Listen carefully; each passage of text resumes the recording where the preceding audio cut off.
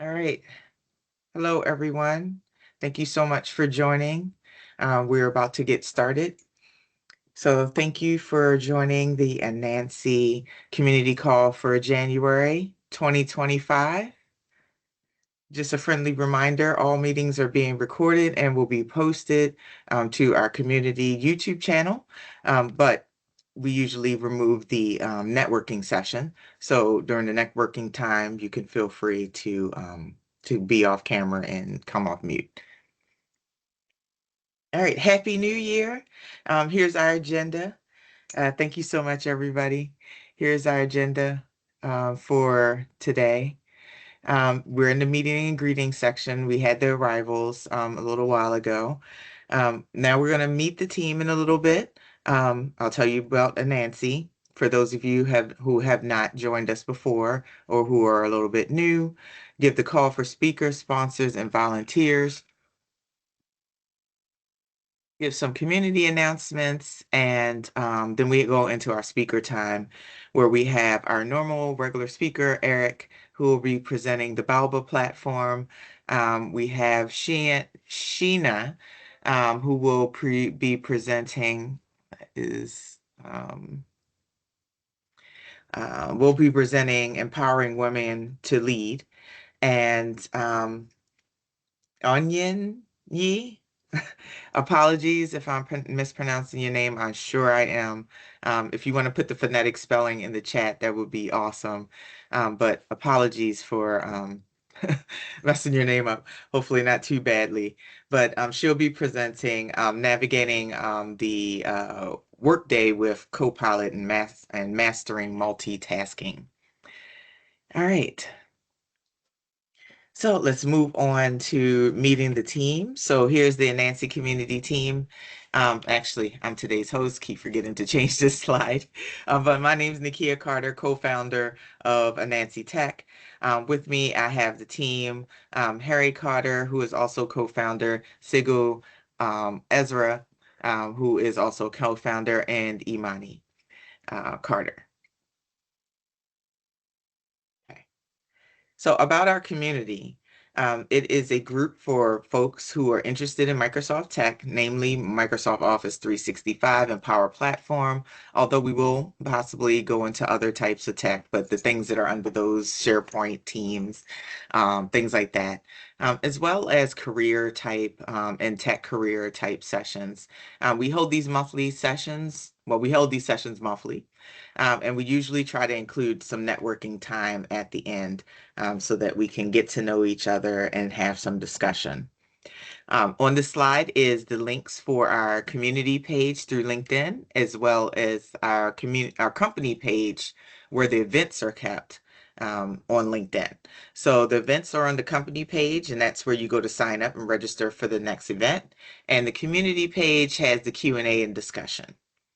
Feel free to get social with us by using the hashtag Anansi Tech Community or Anansi Tech. And that's Anansi, Ananse, Anansi with the E instead of an I. All right.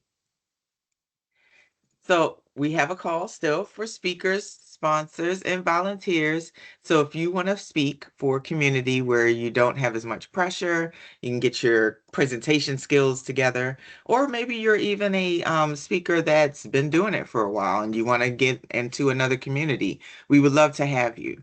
The topics that we have are on tech, again, Microsoft Office 365, Power Platform, but we will take other related closely related technology, as well as some other technologies that might not, in the Microsoft suite, that might not be as closely related at points. So come one, come all, as well as those speakers that have presentations for tech, career-based topics, or just career-based topics. We welcome all of those to help our community grow and shine. But for those who are doing tech topics, we'd also love tech demos.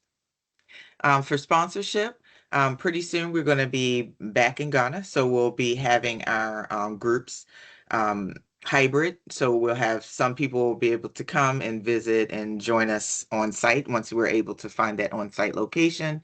And then some will be joining online. So we would like to have folks who would be able to sponsor during that time. You could sponsor funds, but you can also sponsor in-kind donations like the meeting room, prizes and swag, the food for that session. We take all those types of donations as well. We'll also be planning for a tech conference in the summer, and we'll need sponsors for that. So that and call will become more intense as things progress. We're also still looking for some volunteers. So if you're looking for an opportunity to volunteer, we could still use some more help. We have some volunteers that we've gotten so far, but we love to have some so we can trade shifts and things like that. We don't want to wear anybody out. But some of the great things about volunteering, it also goes well on your resume. Same thing with speaking. If you do speak for a community, you should put that on your resume. Volunteering, you put that on your resume. And if you volunteer with us for 3 months, we will give you a letter of recommendation. Speaking of that, I want to give a huge, huge thanks to our new volunteers. Thank you so much for volunteering to help with the community. We have Priscilla as our meeting monitor, Harrison, who is our speaker coordinator, and Amazing, who is our event poster, and they've all been awesome. All right. Let's get into those community announcements. So one of the first announcements on August 18th through the 20th at the Regent University College of Science and Technology in Ghana, there is an international conference in communication, business, and technology. So kind of a general conference that will be going over, things that are not like tech brand specific, but talking about topics about researching findings, giving practical experiences and innovative ideas. So it's still a great place for you to go network and learn as much as you can learn about what's going on in the tech space, as well as the business space. Okay. We also have the Ghana AI Summit and Awards Night, and that will be coming up sooner on 27 March. And let's see, the Knowledge Innovation, Knowledge Innovations in Accra. Okay. And then our last community announcement. This is hyped to be one of the largest digital learning summits that will be held May 7th through May 9th. So that's a little bit in between the other ones. Now, this is going to be in Tanzania, but still a great event. And it should be a digital event. So that means you should be able to join online as well. But we'll see. We need to get the link for that so that we can post those details. Okay. Now, this is a community, so each one teach one. We would love for you to bring additional folks that you know who may benefit from this type of community environment, who's in the technology or who is looking to get into technology. We all teach each other in this type of community environment, so that's why the team and I, we don't do all of the speaking. We have other volunteers come in and do the speaking, and then we speak sometimes. But encourage your friends to come, especially those in the technology space, and keep coming as well. All right, next slide. Okay. Sorry, the slide did not want to move at first. Okay, so whoopsie. All right, there we go. Gonna play this video.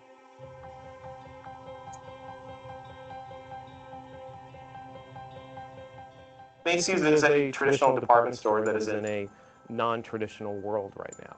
In this day and age where retailers come and go, we've had to innovate along the way. We have a lot of work to do. We need to get things out of people's way so they can drive the innovation that is inherent in this organization. It felt like there was too many meetings. We saw it in the engagement surveys, but people didn't feel like they could do anything about it. Oh, need to meet with somebody? I'm just going to throw an hour on the calendar. What could we do? How could we free up managers? How could we make them empower their employees and put the decision making in the right places? We got really excited when we saw workplace analytics. It led us to be able to make better use of everyone's time and where we could actually potentially impact employee engagement. So now when you can show people a graph that says, on average, developers are spending X number of hours in meetings, and everyone says, well, that's crazy, now we can do something about it. It actually pushes them to want to change something. As we think about workplace analytics and my analytics, I think there's lots of things that we could do with this. So I'm excited about it. The possibility to merge it and really combine that data along with my analytics really sent us some great smoke signals about what could be improved in the organization. Having the data helps me change my behaviors and helps me be more productive. And just that empowerment, we saw a huge shift in how people talked about their time and how they use their time. To the broader organization, my analytics has shifted our way of thinking about how we get work done. Using my analytics allowed people, both at the individual level, kind of looking at their own schedule and empowering them to say, hey, your time is your time, you own that. For folks that didn't realize they were spending so much time off hours, they've scaled back a little bit. My analytics has definitely dramatically improved my ability to manage both my reports as well as the projects that I'm involved with. Every time that we look at something, we're looking for a way to be much more effective, much more efficient. And workplace analytics has allowed us to accomplish that.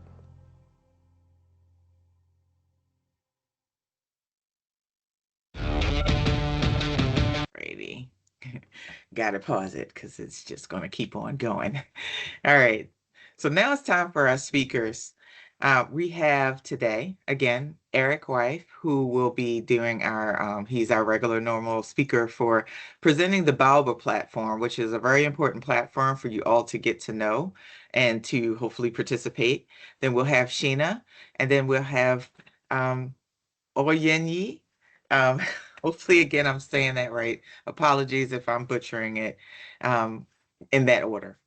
So, Eric, you're up first.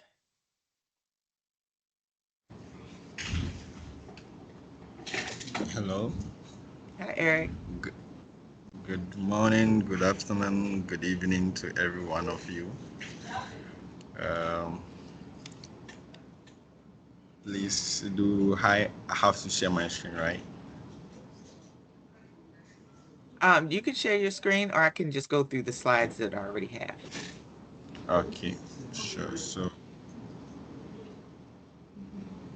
I think I don't have the share permission, so maybe you can share it for me. Then now. Okay, so I'm glad to be here once again, since every month. Okay, now I have the. Okay, sure. That's great. So. Okay, I've made you presenter. Okay, sure. Please, can you see my screen? Yes, I can see it. Okay, great. Okay, so thank you very much for this opportunity, and I'm glad to share my knowledge. I think this regular section that every month I just go through why you should join this particular platform. So I'm Kwabena Yafe, Eric Kwabena Yafe, currently National Service personnel, and at University of Cape Coast. And I'll just start my presentation. So today we're going to discuss about Baobab, and it's a platform, online platform made for and by Africans, right? So this is a new Africa. So let's see what this platform entails. So just like any other social media platform, this platform is in our network. So it's a social professional learning community for young African leaders, right? So if you're an African, you are welcome to join this platform. And let's look at the overview of what this platform is. That's what Baobab is, how you can join this platform. A little bit profile setting, its features, which is the feed, the courses, amazing courses on this platform, opportunities, mentorship programs, and events. And lastly, we look at the networking on Baobab and why join Baobab today. So Baobab, as I said, is more like a social media platform, professional one, and it also have some learning activities going on there, whereby students can learn so many essential topics, and also they can join mentorship programs as well, as I mentioned earlier. So if you want to join this platform, all you need to do is to just type Baobab platform and you can sign up for today. The sign up process is very simple. And if you have any challenge, there's a link here that links to a particular YouTube video, but I won't go. If you type maybe Baobab platform, you find that video anyway. Oh, sorry. Let me just go back. Hoping the sound won't come. Yeah. So setting up a profile. So this is my profile right here.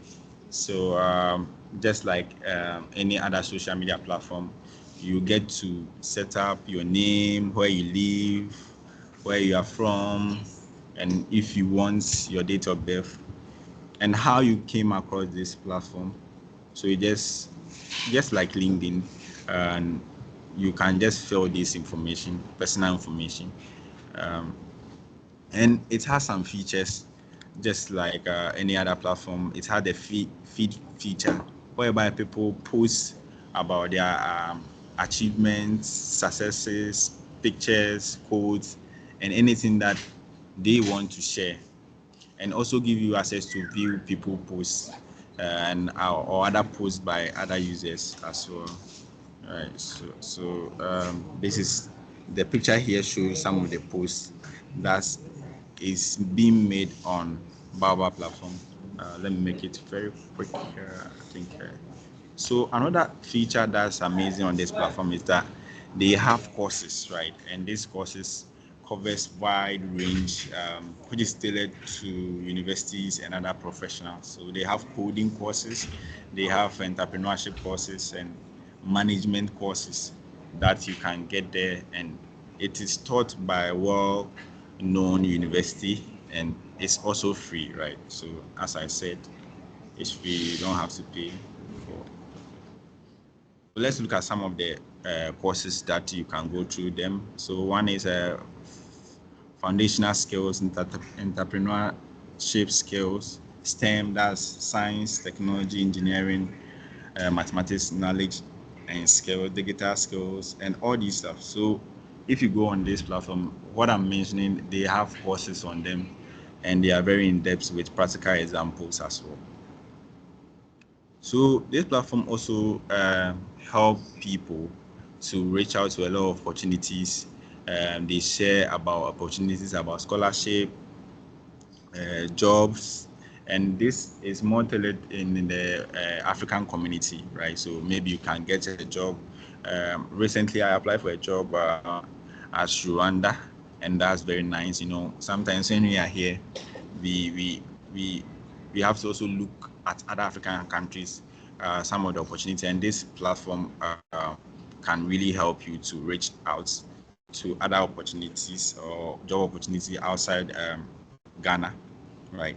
So scholarship partner, so you can also partner with other people on this platform for business or for programs.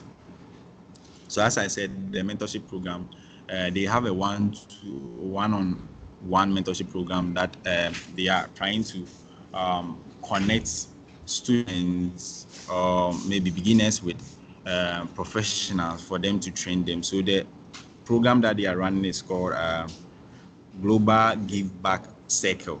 And when you join this platform, you can join this community, and it's an amazing community as well.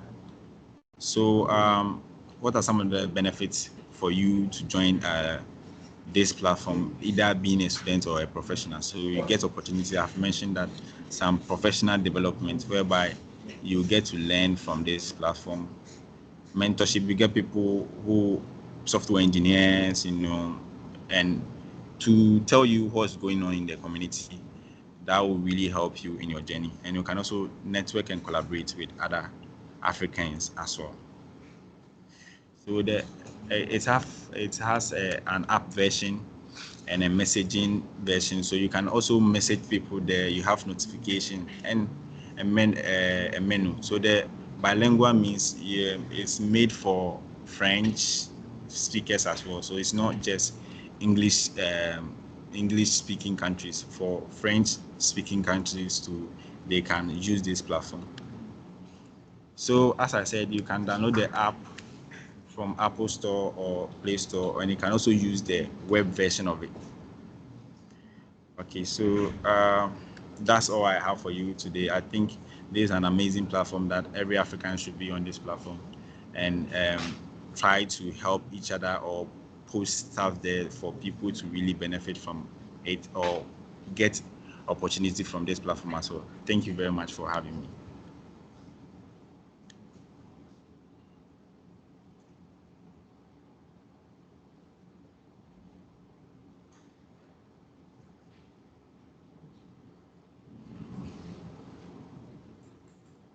Apologies, folks, technical difficulties on my end, but thank you so much to Eric for the presentation on Baobab.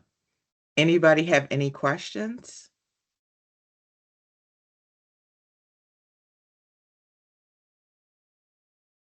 Okay, so there's a question, how is the app different from LinkedIn?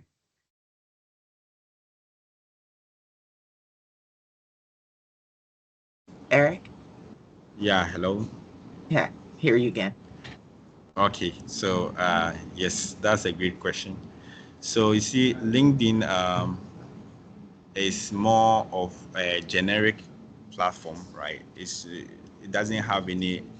Um, it's not. It's generic, but this one they are trying to see. So it's hardly for you to even go to LinkedIn to get maybe a job opportunity, maybe as Rwanda. Maybe they don't even update it there.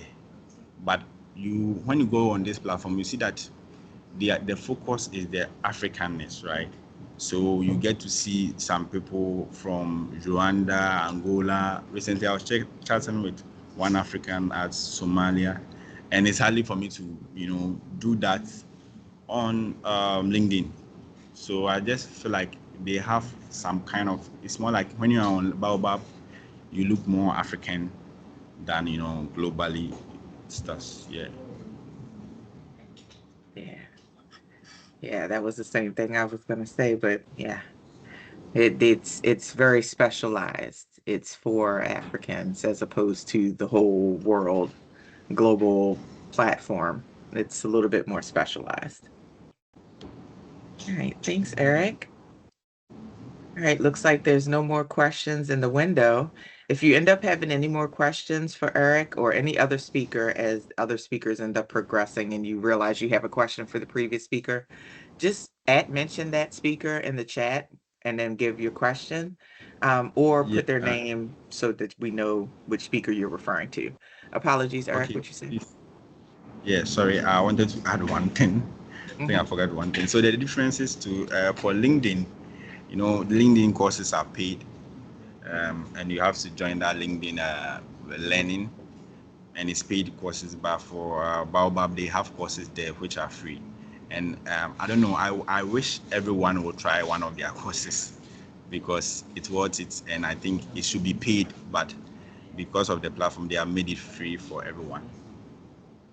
Yeah, yeah, that is a very good point, Eric. Lots of free courses there.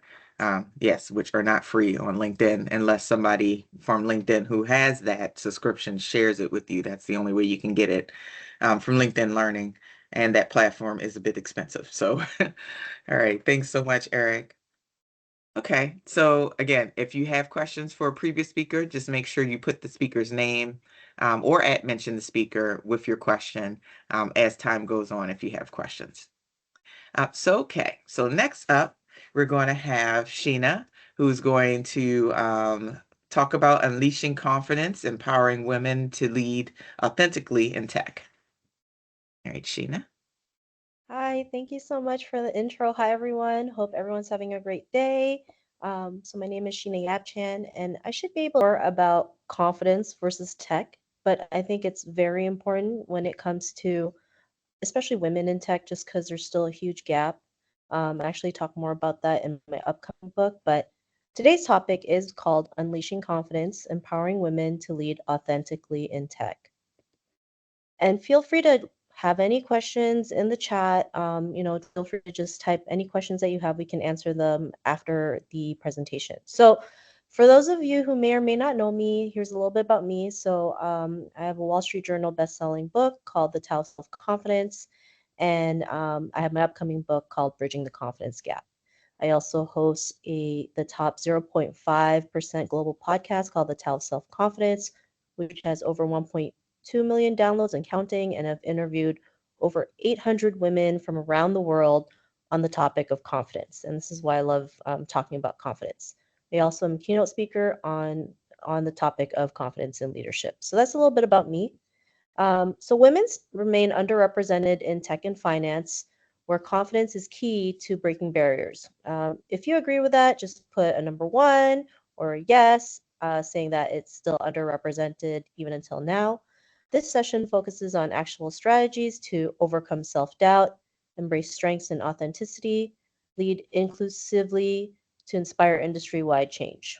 The session objectives will provide tools to overcome challenges like imposter syndrome and negative stereotypes. If you've ever dealt with that, you're not the only one. I've dealt with it. And sometimes imposter syndrome and negative stereotypes can really stop us from moving forward. So I'm going to share different ways to overcome that, empower women to build confidence and foster supportive networks. And also these strategies, men, you can also use them. So don't feel like it's only for women. Redefine what leadership looks like for women in tech.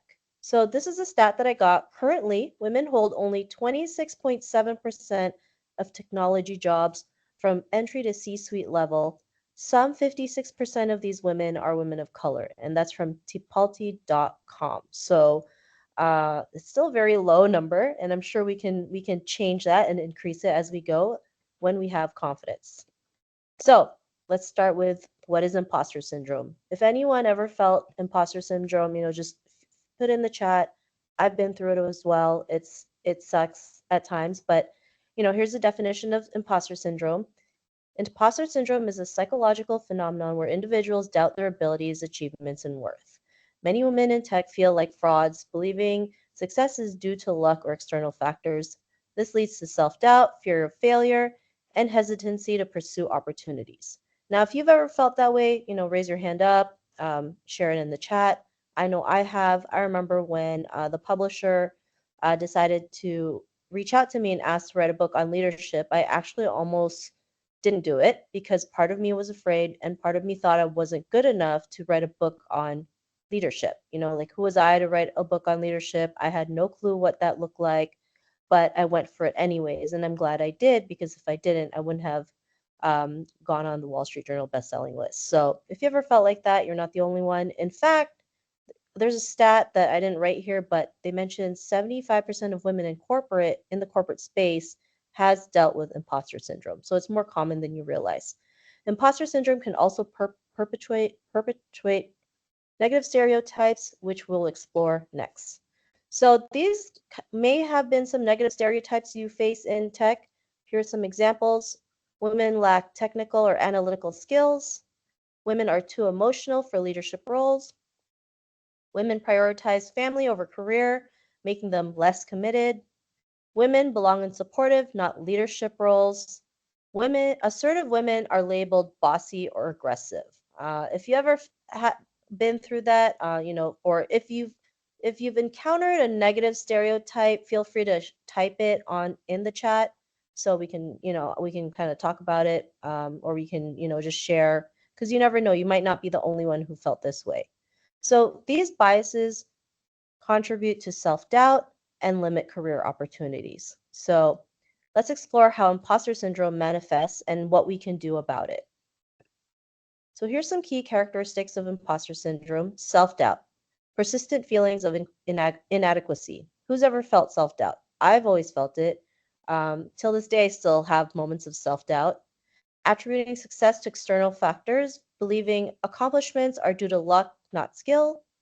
Fear of being exposed, worrying others will discover you're not capable, or maybe you feel like a fraud. Who's ever felt that way? Perfectionism, setting unrealistically high standards and being overly critical. I know sometimes as women we are it's harder for us because we feel like we have to show up a certain way, but perfectionism really just delays our success. Overworking and or avoiding challenges, either doing too much to prove your worth or holding back out of fear. So it's important to recognize these patterns. Recognizing the patterns is the first step to overcoming imposter syndrome.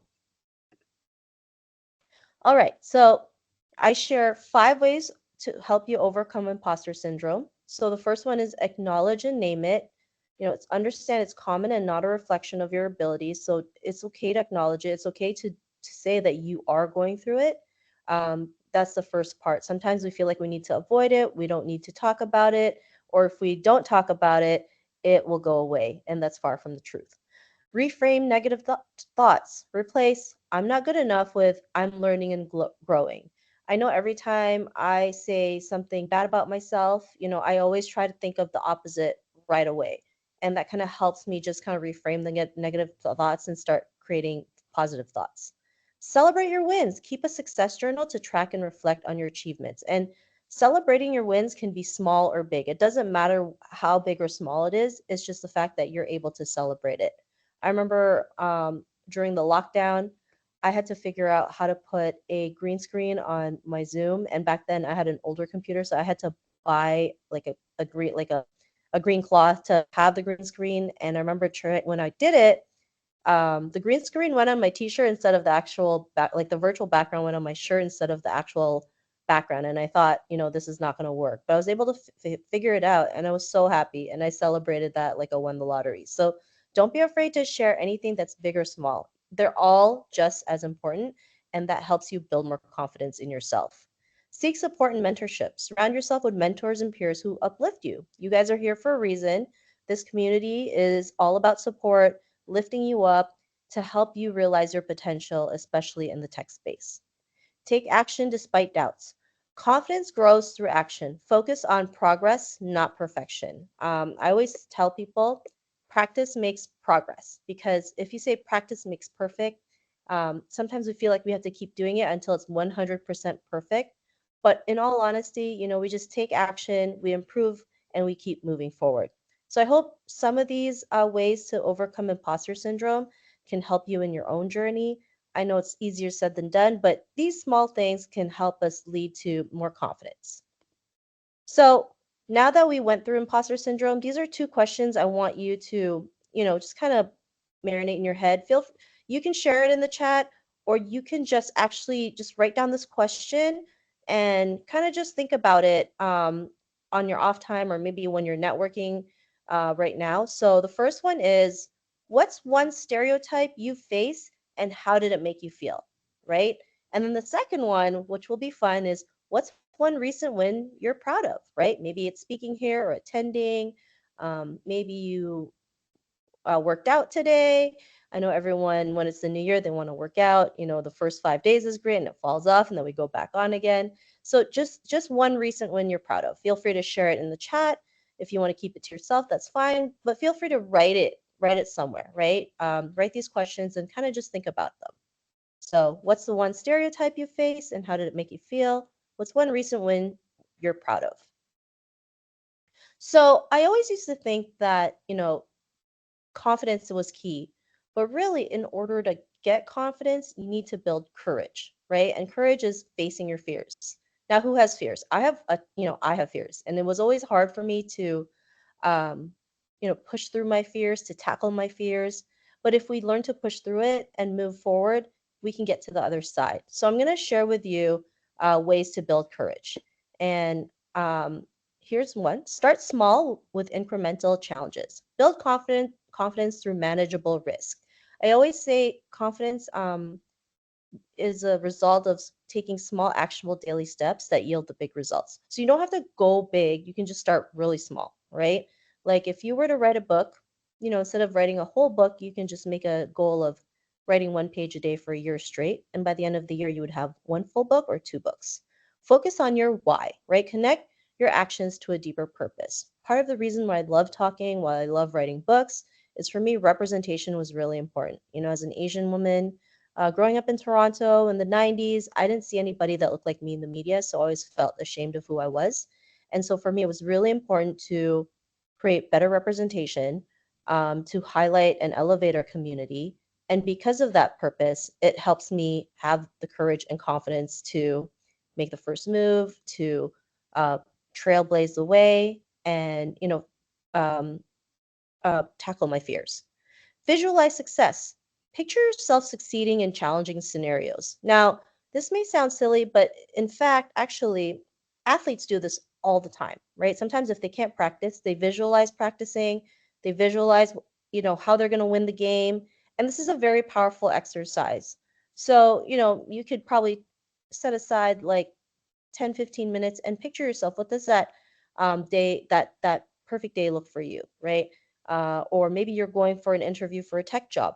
What would that look like for you, right? And there's different visualization techniques that you can check on YouTube, on Google, or even just check out athletes. I know athletes do this a lot, especially when they're injured. They actually like to visualize how they practice in their head. And so this is a very powerful way. Take imperfect action, right? Courage comes from doing, even when unsure, right? I know how hard that may be sometimes because we feel like we need to have everything 110% perfect, but it's not. We're going to make mistakes. We're going to have to learn to pivot. And those mistakes sometimes can lead us to our greatest opportunities. So just take action, take imperfect action, and keep moving forward one step at a time. Courage and confidence go hand in hand, and practical tools can help sustain this momentum. So, what kind of tools would you like? So, I decided, I think each and every one of us should have a self confidence toolkit, right? And these are just some um, suggestions, right? This is not an like the end, like this is not the ultimate self-confidence toolkit, but this is, I think, a starting point that can help you, right? So what's in the toolkit, right? Start thinking about what's in your toolkit. So for me, daily affirmations. Remind yourself of your worth and strengths, and I actually say three affirmations for myself when I start doubting myself, and I say I am love, I am enough, and I'm worthy. And I know sometimes it's really weird when you say it for the first time because you're not used to it. But the more you practice it, the more you keep doing it, it's going to get less awkward. So have some daily affirmations. You don't need 100. You can do like three, right? Keep it simple.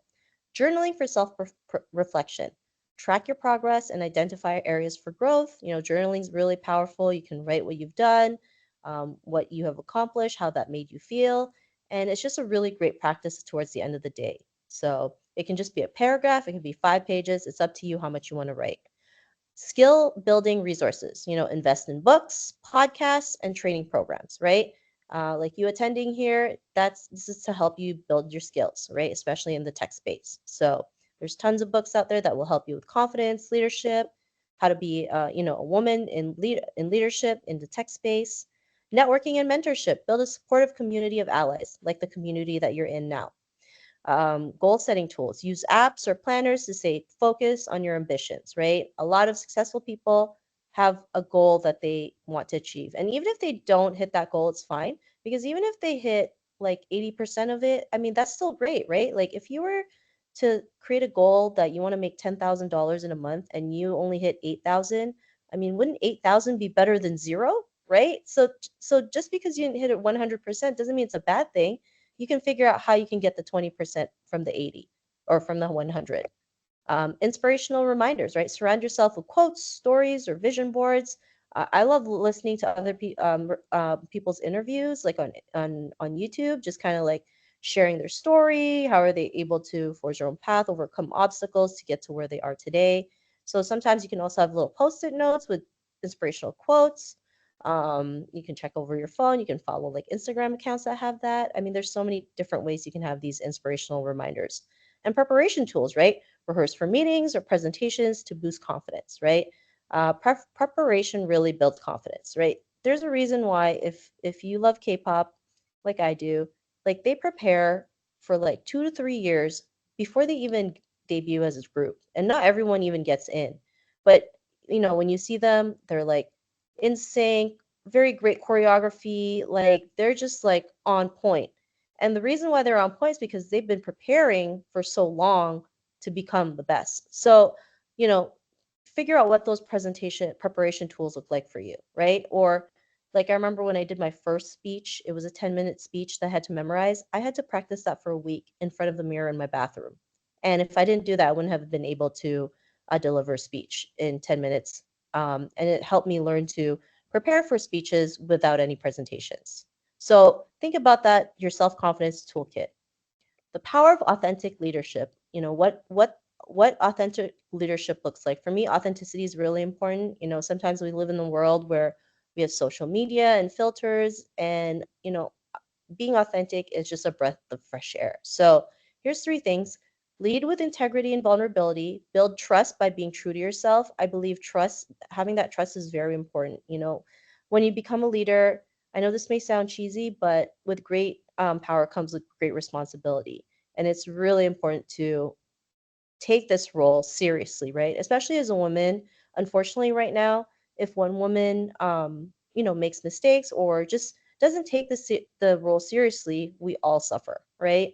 If you remember the story of Elizabeth Holmes, who was going to be like one of the most successful women in VC, actually, defrauded so many people, and she ended up in jail. And because of what her actions, a lot of women in the VC space suffered as well. So we have to take this very seriously and lead with integrity and vulnerability. Foster inclusivity, champion diversity in decision making and collaboration, empower others, encourage and elevate voices that are often overlooked. Authentic leadership drives innovation, trust, and lasting change. And empowering women to be leaders is not just ourselves, but having allies, right? It's really important that we have support, we have allies. We're not doing this on our own, because it's a lot easier when you're doing it with other people. You're in this community for a reason, because they could be your allies, they could be the support that you're looking for. So here's how allies can support women: amplify women's voices, actively support women's ideas and meetings by repeating and crediting their contributions, ensure women are heard, included in important conversations. Number two, offer mentorship and sponsorship.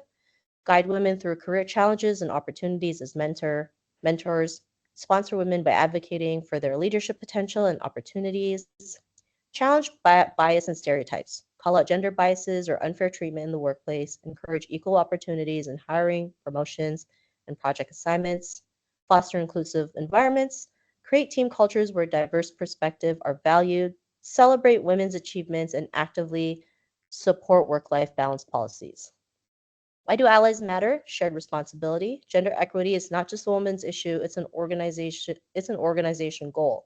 Um, after writing my second book, Bridging the Confidence Gap, um, you know, I realized that having more women in leadership not only helps women, it actually helps everybody. It's a win-win-win situation, and that's why I'm really passionate to have more women in leadership, not just in tech, but in every other industry, because everybody benefits. Diverse teams perform better. Companies with inclusive leadership see higher innovation and engagement, and also better production, better revenue. Stronger communities, empowering women strengthens teams, organizations, and industries. So we're almost at the end. So here's some call to actions for managers and organizations. Create mentorship programs and safe spaces for women to thrive. Commit to equity in decision making and leadership development. For individuals, seek out or become an ally by supporting women in their career journeys. Use your influence to amplify diverse voices and advocate for change. So when we can all do this together, we can empower so much more women, right, in the tech space, to be leaders, to go out there and do amazing things. Because I believe, you have the talents, the skills, and the capabilities. Sometimes it's just how we perceive ourselves that stops us from moving forward. And so here's 3 action steps you can create today. So number 1, create your own self-confidence toolkit. Start building tools to support your growth. So figure out, you can use the guide that I have, or you can start thinking, what would you like in your self-confidence toolkit. Seek and accept help, connect with mentors and peers for guidance. Being in this community is a great way of doing that. Focus on daily progress. Like I mentioned, small consistent actions lead to significant change over time. I always tell people, Rome wasn't built in the day, so I don't expect yourself to become confident in one day, right? It takes time. If you do it every single day, it's something that you're going to do every single day. You will have that confidence. So that was the presentation. If you would like to connect with me, I do have a barcode. You can scan it. It'll have all my social media. If you want to order the books, they're there. With some, and also the podcast, if you want to listen to all these amazing interviews. I also have many women in the tech space, so you can also get some inspiration or just motivation to keep moving forward. And I'm gonna see if I can um, stop sharing. All right, can you guys see me? Yes. Okay, awesome. Sorry about that. If anybody has questions, feel free to put them in the chat, or if you like, you can also connect with me through my social media, and you can ask the question privately if you're a little shy. But for me, I think if you don't, it's important to ask because there could be other people out there who are seeking the same answers as you. All right. Well, I'll just kind of kick it off a little bit. For those of us in this community, most of us, I believe, are Black or African. So, where Sheena was saying, this doesn't apply to just females, even though, females have the less percentage in this field. It also applies to us as males. Well, not us, but, those of us who are males um, who are African Black because of the doubts around our abilities and the doubts around the things that we can do. So sometimes it's not imposter syndrome, it may be imposter treatment, especially if you're working in the Western world and that makes you doubt your skills. But just know, especially if you're in the Western world, if you made it there, you made it there for a reason because you had to jump over a whole lot of hurdles in order to get to that spot. But those techniques and things that she's talking about, take it to heart, gentlemen, as well as ladies who are in the space, but just, especially if you're in the Western, like I said, and you're in the Western world, you will come across these types of situations where you may need to call upon your courage in order to continue on and grow and thrive in the way that you need to. For those of us who are on the continent, I know that's a bit different, being that the female mix for going into tech is actually is a bit lower, and the traditional aspects of the culture are a bit different, but still they still apply when it comes to class and different economic statuses. Being that you may be from a certain part of the continent, a certain part of your of Ghana, or any other country that you're a part of, that may also lead to you being treated like an imposter or feeling like an imposter. But again, if you made it into that space, you deserve it. You broke into that space, you worked hard, you got in there. So always remember that part, whether you're female or male, because you wouldn't have made it in they wouldn't have let you in if you didn't somehow qualify. So, just hold on to that and just continue to do the best that you can and encourage others around you who who may be suffering or needing some encouragement and help. Anybody got any questions? Oh, I see some typing going on. So maybe we'll get a question or a comment. Okay. Oh, So, thank you, yes. Carnegie. Thank you. And I'm glad you love the self-confidence toolkit. Yes. It's a very concise list that's easy for you to be able to remember and incorporate it into your life. So, thank you so much, Sheena. Thank you. Thank you. Appreciate it. All right. So if anybody else has any questions for Sheena or Eric, remember, just put it in the chat with their name or at mention them.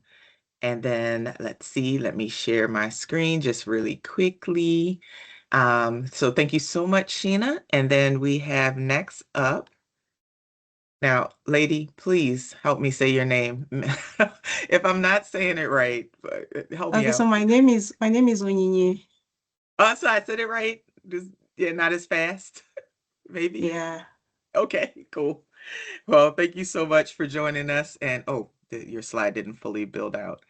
Okay, we Okay. can see. Yeah. Okay. Hello, everyone, and thank you for joining this session, and thank you for the opportunity to share knowledge with everyone. So I will be sharing on the topic navigating the workday wave, mastering multitasking with Copilot. So before I dive into the topic, multitasking is a skill where someone has the capability or ability to do multiple things at the same time, focusing on one task per time. And a lot of people are still trying to build their skill set around multitasking. But the good thing is that with Copilot in the Microsoft 365 ecosystem, we can use Copilot to help us multitask.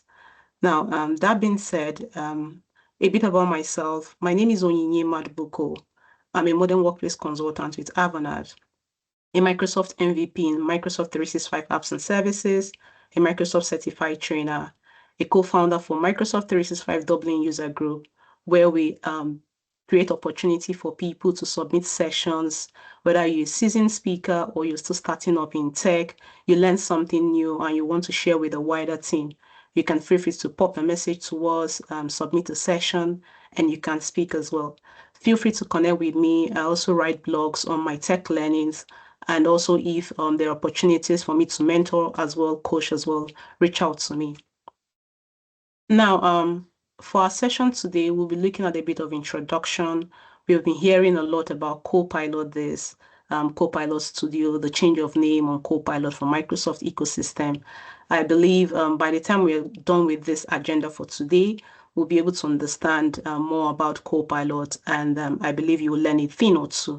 We'll be looking at prerequisites for Copilot Microsoft 365, the difference between Copilot M365 and Copilot Pro, Microsoft 365 Copilot app. This has been renamed, and also updates on Microsoft Copilot. I have a picture here because I'm going to try to make this session interactive to draw home to everyone on the call. As a layman, or probably if someone meets you and asks you questions around Copilot, you can explain what Copilot means to anyone, whether they are in tech or not. So imagine this particular lady. I've been in this position before where I've been on leave for about 2 weeks and I'm back from leave and I can see about 50 emails, right? There's barrage of emails for me to read. There are lots of meetings that were ongoing while I was on leave. And there are lots of chats. And I'm so overwhelmed with starting work on Monday, right? Some of us have the feeling, oh, probably after a holiday, you're still trying to drag your feet around getting to work because you're still in the holiday mode. Now, this could happen to anybody, irrespective of your position at workplace. And let's assume also that this lady resumes on Monday and there is a presentation for a client on Wednesday. With the lots of email and everything in place, it might be challenging for this particular lady to function properly to get this presentation ready. Now imagine with Copilot in place, everybody is happy, the presentation is successful, she has been able to read her emails, she's able to work on presentation. And we're going to look at a few demos in the course of this presentation, how Copilot can really help you to multitask. Now, before we get into it, we want to look at what Copilot for Microsoft 365 is. There might be some questions around what's the difference between Copilot and what's the difference between ChatGPT. Now, both of them use the OpenAI GPT model, right? They use the machine learning.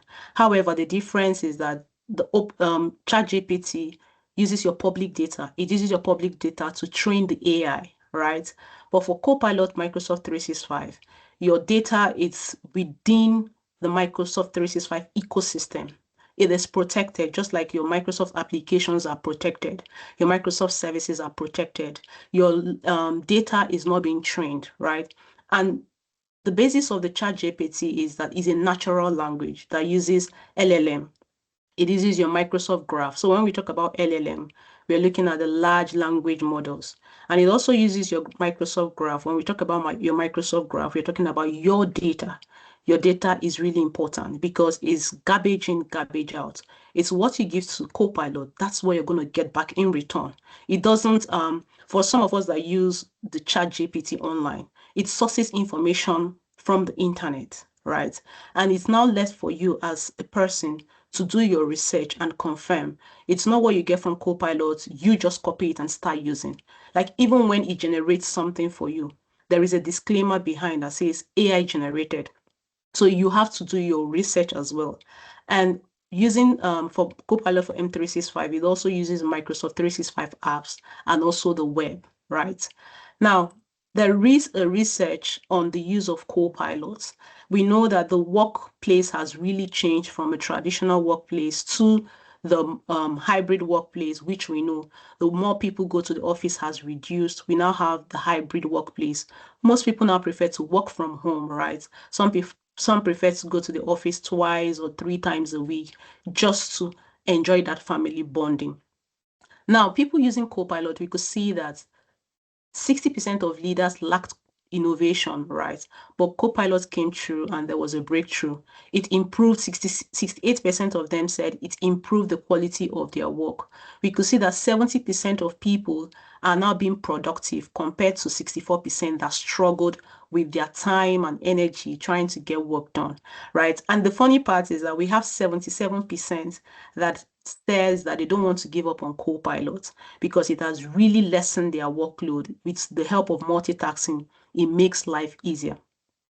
Now, having talked about this, what are the requirements? What are the prerequisites? First of all, you would have to either use a Copilot from Microsoft 365, which is available for businesses and enterprises. There is no seat restrictions.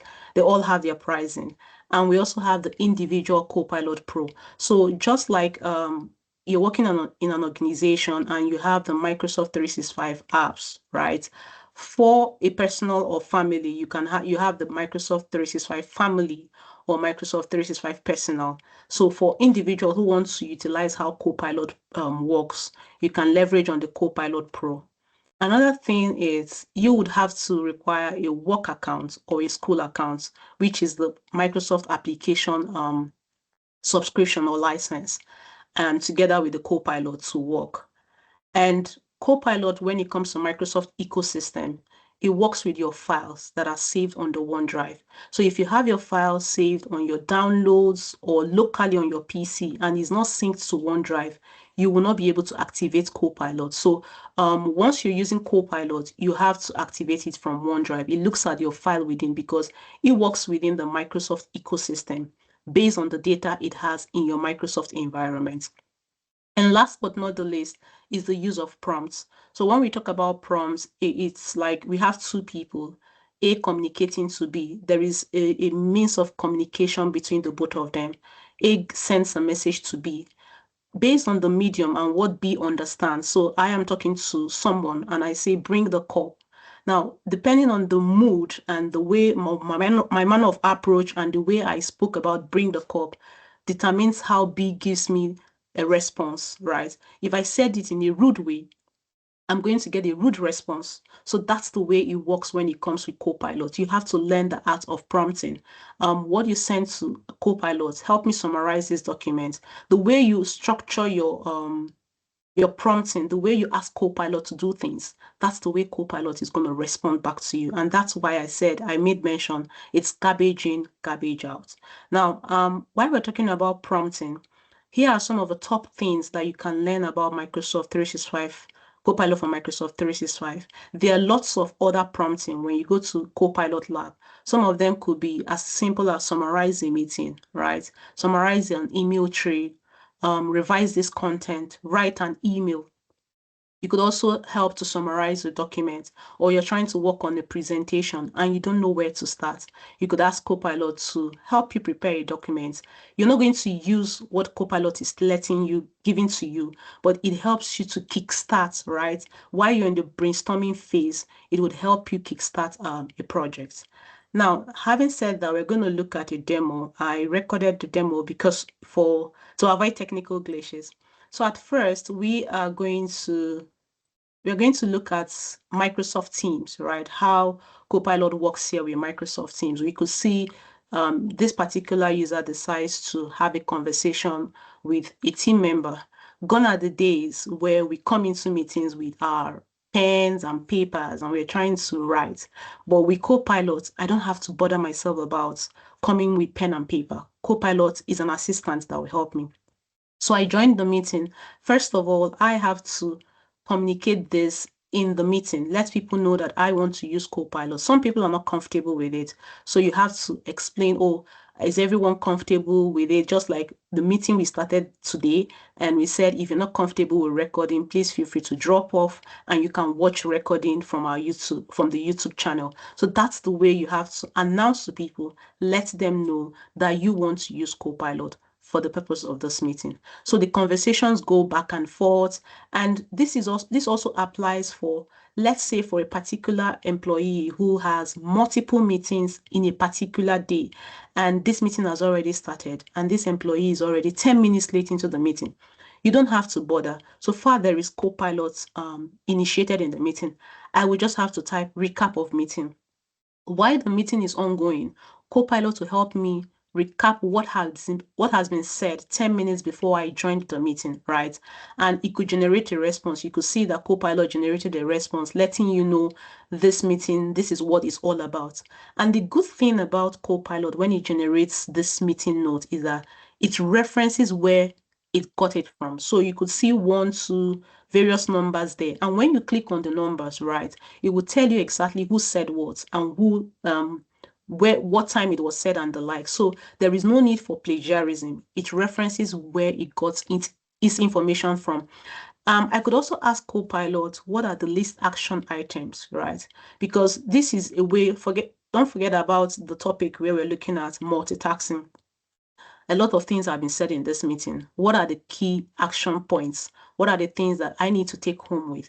And I ask Copilot and it decides to list action items. You could see here it says for Microsoft Copilot PC, this is a discussion that was already had in the meeting. Test run the device in the organization. This will be done by Onyinye, right? And you could see that it pointed out, reference that. So probably what it means that Alex or whoever that is on the call, or Adele who was on the call with Onyinye, has already mentioned Onyinye's name, or probably Onyinye said it herself, that she's going to test run this device. We could see that the next topic on Microsoft Edge translation, which is an action point for Adele to explore the feature of watching YouTube videos and LinkedIn courses, right? This is how Copilot works in Microsoft Teams. Now, when we look at how Copilot works in Microsoft 365 application, I'm going to be referencing a lot of applications, the common one we know. Now, what you can see on the screen is the Microsoft Outlook. Sorry that it's on a dark background. I prefer to use the dark theme because I wear glasses. It helps me a lot. So there are 2 ways you can use Copilot. So when you go to Copilot on Outlook and you click on the Copilot icon, you have 2 options, either to draft with a Copilot or coaching by Copilot, right? I prefer to use coaching by Copilot so I don't become lazy. And I draft my email and I ask Copilot to look at it. But for the purpose of this demo, we're going to be using draft with Copilot. So this particular employee decides to reach out to team members to ask them how they are faring. They need to get a project update on what's ongoing. Copilot generates something, right? There are various ways. You could also ask Copilot to make it simpler. You could ask Copilot to make it shorter. You could also change the tone. I want it to be more direct. I want it to be formal or casual, depending on your relationship with the stakeholders or your relationship with your colleagues, right?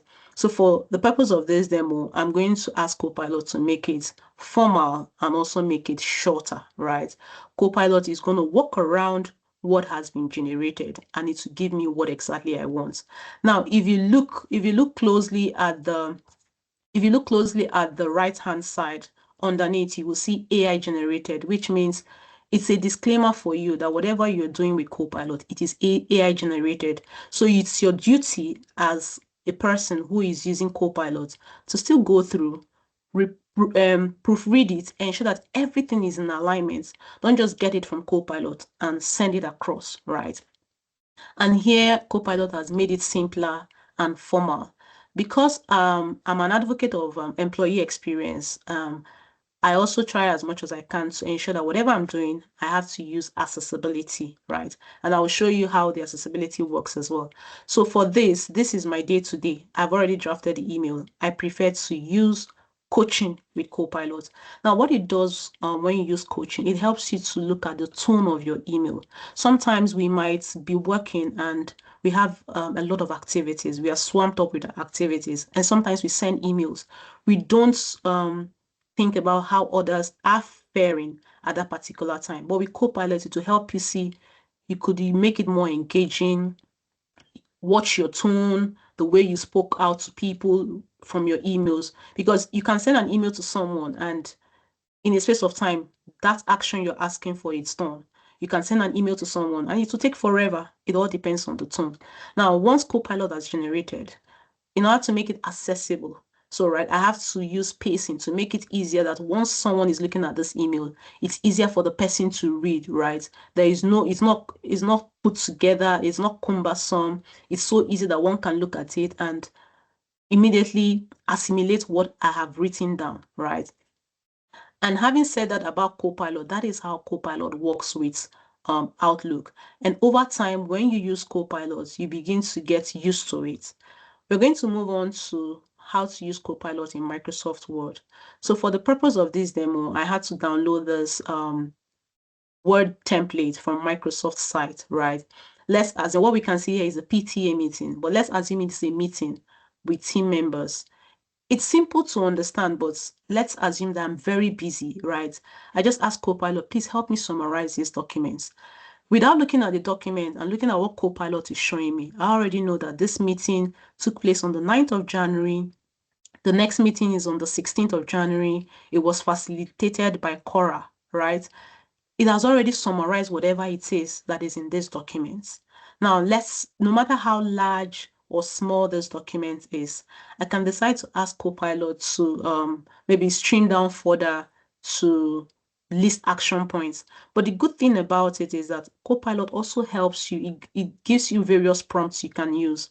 Because when we look down, we could see that it says make the summary more formal. It gives you various prompt example you can use. And also don't forget that you have the AI generated. So if we move on to the next, which is Excel. I also got this template from Microsoft's site on how working with Excel. This is a simple document, but imagine we're working with a large Excel file. I could just go ahead and tell Copilot, please summarize this document with the pivot tables, right?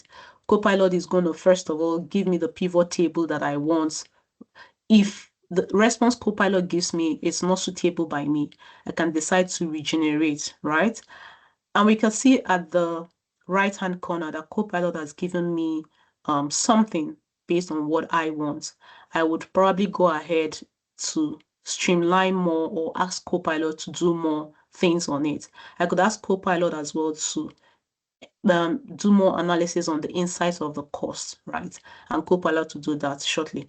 But looking at this, you could see from the response we got that you would always see the disclaimer there, AI generated, right?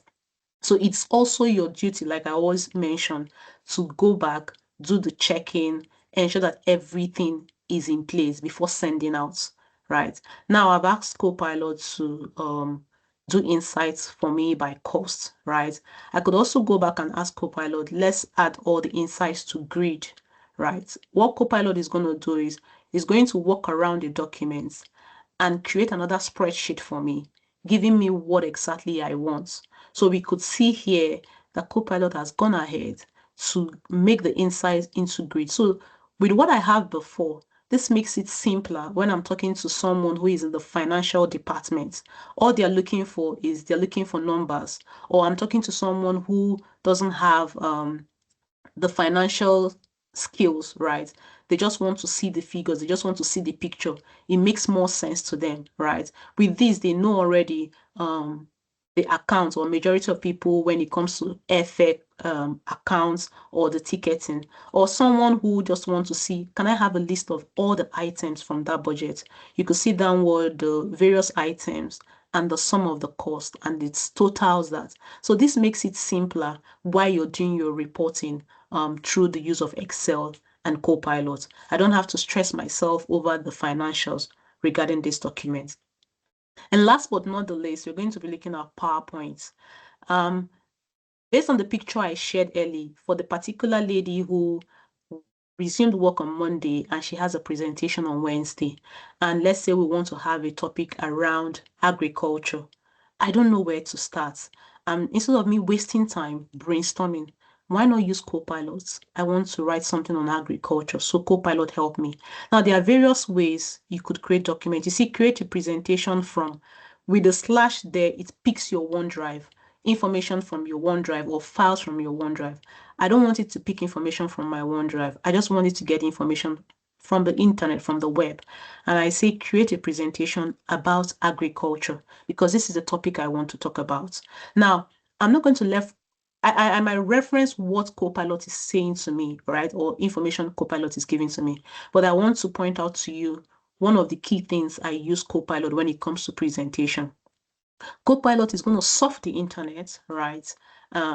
Gets information on agriculture. Give me a presentation slide that I can use. Now, one key thing is it has suggested a topic exploring the world of agriculture.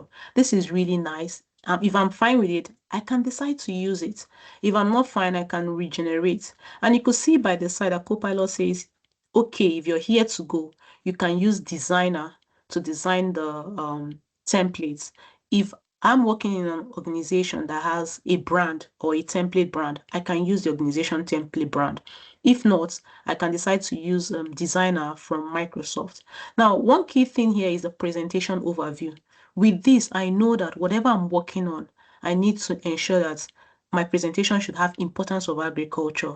I should look at the modern agricultural practices and the challenges in agriculture. This alone has already saved me a lot of time on brainstorming and stressing myself over the topic. I already know that, oh, first of all, I have to define what agriculture is. I have to look at the importance of agriculture. What are the modern agricultural practices and the challenges people are facing in agriculture? This alone, Copilot has really helped me and saved me from the stress of doing that. So having talked about that, Microsoft keeps updating on Copilot, right? Recently, by the middle of January, which took place from the 15th of January, there was a change of name. Microsoft Copilot is now known as Microsoft 365 Copilot Chats, right? And Microsoft 365, it's now known as Microsoft 365 Copilots. The Microsoft 365 applications that we know, the Word, Excel for the enterprise and businesses, is now known as Microsoft 365 Copilot app. And the good thing is there's also what we call the Copilot agents. Recently, from the Microsoft Ignite that ended in November, we have the facilitator and interpreter agent. Now, when you I'm going to share the link on the chat. There is already interpreter agent. What it does is you are in a meeting with someone and the person speaks a different language. So maybe the person's first language is not English. Let's assume that I'm speaking with someone from Spanish, so from Spain, and the person is speaking Spanish, right? I use the interpreter agent and the person speaks in Spanish. It interprets in English for me to speak, understand, and give a response back to the person. So the good thing is kudos to Marco, who has really done this demo, and it was posted by Tom on his LinkedIn page. We also have latest updates on Microsoft 365 Copilot that it keeps every month. Microsoft releases the new update and feature. And last but not the least is introduction of new agents. We would always have agents implemented in Microsoft 365. What this agent does is to help you. You don't have to be a programmer. You don't have to know much or know the nitty-gritty on writing codes. But with these agents, it helps. They are just like bots. Just like when you go to a platform and you're trying to chat with support via a bot, you can use this agent to help you in your Microsoft 365 applications and services. That being said, Thank you so much, everyone, for listening, and please feel free to connect with me. If you have any questions, you can drop them in the chat. Thank you.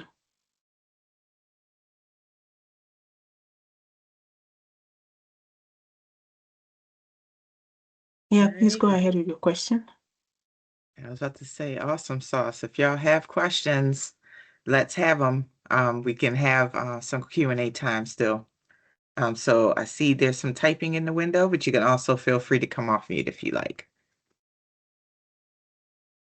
I have a question. Okay. Yeah, go ahead. How does Copilot fits with SharePoint now? Okay, so with the SharePoint, we have the Copilot agents in SharePoint. There are a lot of features ongoing that with the SharePoint, with the agent, you can call out information, or you could ask Copilot to help you build a SharePoint site. So there's a whole lot of improvement ongoing in that. Is the Copilot within SharePoint able to pull documentation out of the document libraries based on mega tags? I haven't tested that. Probably I will look into that and give you a response after the meeting. Thank you. You're welcome. All right. Thanks, Harry. Any other questions? You did get a comment that, okay, Harrison, but Carnegie did say, great presentation. He learned a lot. Same. So Harrison? All right. Thank you very much, Onine, for your great presentation. So a lot of info has been shared, and I wanted to ask if someone wants to, if one wants to learn more about this, are there any resources you could share? Yes, so I will be dropping the Microsoft Learn chat link where you could learn about Copilots for end users, for a beginner. But there are lots of information around that. I'll be sharing that shortly.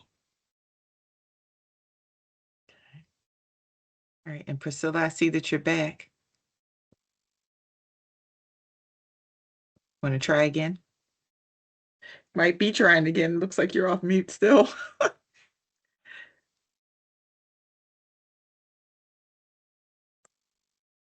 Yeah, I don't know if you're trying to talk, but we can't hear you. Perhaps put your question in the chat window.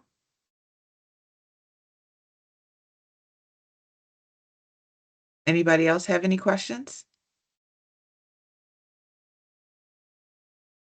I just dropped the Microsoft Learn link on Microsoft 365 Copilots. So that's like the fundamentals. So All right. Okay, last call for questions. I see Priscilla is typing.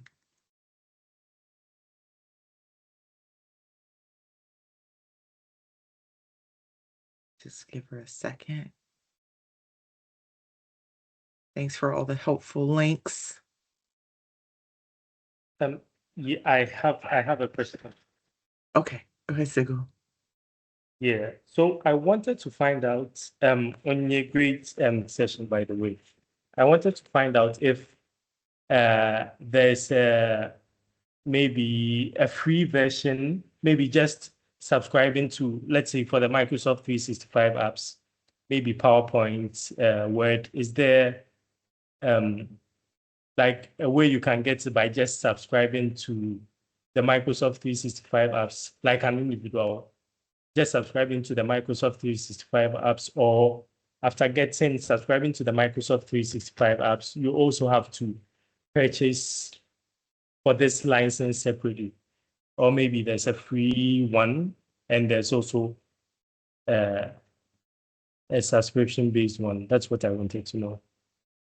okay, so for the Copilot license, there is Microsoft gives a trial for 1 month for you to test it in your environment and see if it's something you're interested in. But after 1 month, you would have to pay going forward. So I think the way it works is once you get the trial, it will ask you to put your card PIN and all that. So if you're testing it, probably a few days before, you don't want to subscribe, few days before it start counting, you can stop the subscription, the free subscription, but you can test it for free based on Microsoft's conditions. I'm going to share the link on where you can subscribe to try for free. I don't know if that answered your question. Yes, we have. Thank you. You're welcome.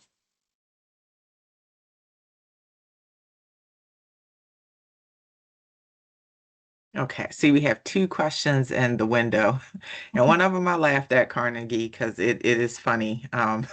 Microsoft making name changes all the daggone time. But do you happen to know what the rationale is for behind the name changes? Apparently, no. I don't work with Microsoft, so Yeah, me we just neither. the way you see the name change, that's the same way I see it as well. So we all have to get used to it. Like I remember, I think last year or 2 years back, Microsoft changed Azure AD to Entra ID. So for some of us, it's still a struggle. You get to meeting and you're like Azure AD, oh sorry, Entra ID. So it's something we'll have to get used to. Hmm. Yeah, I think they just like to keep us on our toes sometimes. Yeah. Um, and sometimes they try to unconfuse the names, but then they still confuse us more because Yeah. they just aren't that great at naming the products that in a concise and efficient way that makes everybody understand what exactly it is. So I'm pretty sure they're trying to unconfuse people, but they're just making it worse. And then Priscilla got her question in. She says, regarding the big companies with higher security and compliance, how does Copilot adhere to internal policies? Okay, so first of all, before you enable Copilot in the environment, you'll have to do assessments, right? Confirm the current assessments that they have. So for example, some organizations are using Microsoft 365 applications, but they don't have DLP in place, they don't have security measures. When I talk about DLP, about classifications of data and all that, you need to have the basic security in place, right? Ensure that every document in the organization is being classified. When I mean classified, is this document confidential, right? Is this document sensitive that it must not be seen by certain people? For example, in an organization that has everything working and all the security in place, I shouldn't have access to HR documents. I shouldn't have access to the payroll documents. So once you have all these documents in place based on the assessment, you can now utilize Copilot. Because the good thing about it is, I don't want to go into the technical terms, but the security part of it is using purview, ensuring that everything is intact. Because if it is not, you are at the risk of having your documents open up. And another key thing, I think one of the basic things that when you're trying to implement Copilot to let people know is, we have this habit of, I'm guilty of it as well. So we have this habit of when you're working in an organization, you have a document in OneDrive and you share it with someone else and you don't forget to take out access. The person has access to it forever and the likes. It is really critical at this point because once you start using Copilot, it's going to, let me assume that I shared a document with you, Priscilla, right? And I forgot about this document I shared with you in January. And our organization decides to introduce Copilot in September. When you're working with Copilot, it's going to bring out my own document that I shared with you because it's already, I didn't remove access. So these are some of the things that needs to be in place. So I will say first thing first, before Copilot is done, there is internal assessments, ensuring that security measures are in place, and adoption and change management should go in first, letting people know about security measures then before you introduce Copilot. I hope that answered your question. You're welcome.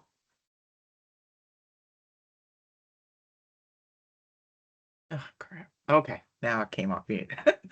Yes, I definitely agree with Oyenyi on this. We have also done a series of Copilot blogs where we step you through the 7 steps or 6 and an optional step that you should go through to make sure that you're actually doing everything that you need to do. You need to make sure that your data is complete and clean and tagged if possible, as much as possible, so that when you ask for, certain data, you don't, because you have a whole bunch of junk in the system, you get junk out, junk in produces junk out. But then the other thing, like was being talked about, is the security and compliance measures. You need to make sure those things are configured first before turning on Copilot for everybody. And before you even do that, you should test it on a certain subset of people, and make sure all of those triggers and configurations are, really in place and in place correctly before you open it up to the wider, to everybody else in the organization. Just to be safe, I used to joke about this story, but I found out that it actually came true in an organization where they were keeping payroll information in their SharePoint tenant. And I joke about that because I think most places, they keep payroll information somewhere else, but they happen to have it in a spreadsheet, and they just were keeping it from people before Copilot by not having the link visible anywhere, so people didn't know that it was there. But somebody asked, how much does somebody else make in a, that department? And Copilot told them. And you can just imagine the hellscape that unleashed at that company, at least for that employee and whoever else was involved. So you want to be very careful with Copilot. It is an awesome tool. It is getting better, but it also can bring drama and heartache if you're not implementing it properly and making sure all those configurations and fail safes are in place before turning it on.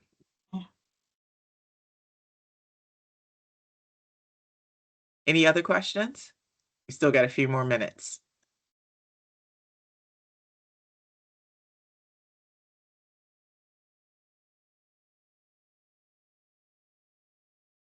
All righty.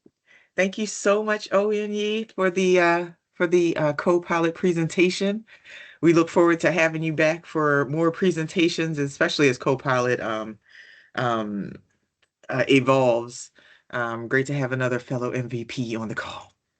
Thank All you for right. having me. Yes. Thank you so much. Normally, we offer this free, which used to be free, M365 developer account. So now it's free-ish. And when I say it's free-ish, it's now if you want to get a free M365 developer account, you have to have Visual Studio Pro or Visual Studio Enterprise in order to get a M365 developer account now. So it's no longer free like it used to be. So hopefully those of you that wanted an account, you already got it, because if you got it before they changed this, you would still have your account. But if you didn't, then now you have this extra prerequisite on top in order to get the account. But it's still available as long as you have Visual Studio Pro or Enterprise, and so you could still get the QR code and sign up for yours, or just do a search for Microsoft 365 developer account. All right. We enjoyed having you all with us, learning and networking with us, and we look forward to seeing y'all next month. Remember that the community page is on, the QR code for the community page is on the slide, as well as the company page, the QR code for that. The company page is where the events are. The community page is where you can have discussion and Q&A. So if you have questions later after the session, feel free to drop them there. If you want to discuss something with the community, feel free to have those discussions there as well. There's a post-event survey. We would love to understand how you felt about this session, what kind of things you might want to see in further sessions. Please give your comments and feedback in our post-event survey. And we look forward to seeing you next month.